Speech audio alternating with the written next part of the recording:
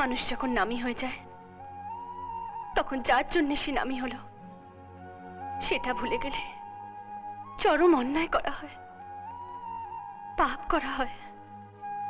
আমি যে কোনোদিনও গায়িকা হব এ আমি স্বপ্নেও ভাবিনি।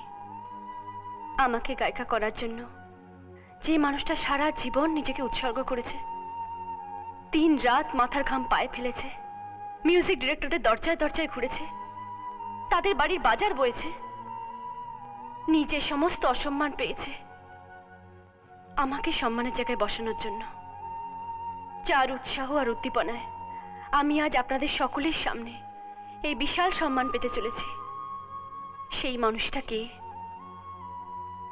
আপনারা জানতে চাইবেন না? হ্যাঁ, এক সময় সে চোর ছিল। আমি তাকে বাল্মীকির গল্প শুনিয়েছিলাম, রামায়ণ পড়তে দিয়েছিলাম।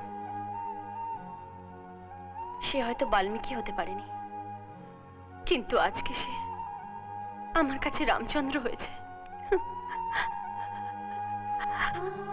আজ আমাকে আকাশের তারা করে দিয়ে সে দাঁড়িয়ে আছে অনেক নিচে আড়ালে, যাতে তারার আলো তার গায়ে একটুও না লাগে। আজকে আমার কাছে সবাই আছে, নেই শুধু সেই বন্ধু। এত কিছু পাওয়ার পরেও আমার মনে যে শূন্যতা আছে সেটা সেই বন্ধুত্বটা। আমার এই সম্মান পাওয়ার পেছনে যার অবদান সব থেকে বেশি, তার হাত থেকে পুরস্কার না পেলে এর কোনো মূল্যই নেই আমার কাছে। কে কে সেই লোক? আমি কি তার হাত থেকে পুরস্কার নিতে পারি? নিশ্চয়ই পারেন, কিন্তু কোথায় তিনি? জয়, জয়, তুমি শুনতে পাচ্ছ?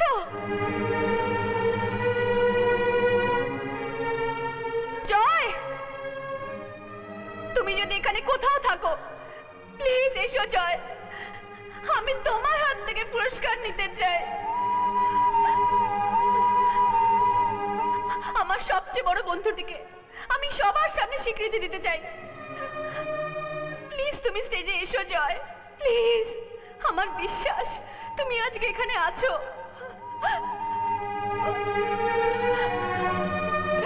প্লিজ জয়, তুমি স্টেজে এসো। আমি তোমার হাত থেকে পুরস্কার নেওয়ার জন্য অপেক্ষা করছি।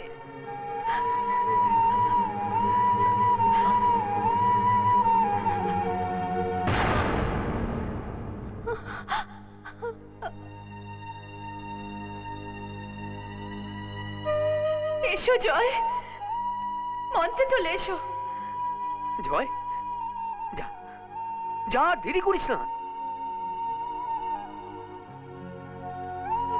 অঞ্জলি তোকে ডাকছে, যা যা।